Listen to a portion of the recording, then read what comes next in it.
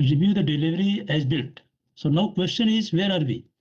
So Niyaz and QQC, so as built drawings have been done or not done? RLM only is done. The as-built work is ongoing. RLM, what is RLM?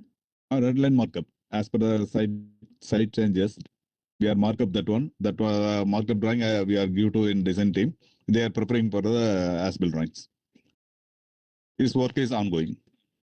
Okay, but question is, before we hand over, I mean, we must ensure that this all the documents are prepared, approved, when we are handing over to the operation. So how are you going to ensure? That RLM drawing already is approved in approved, sir.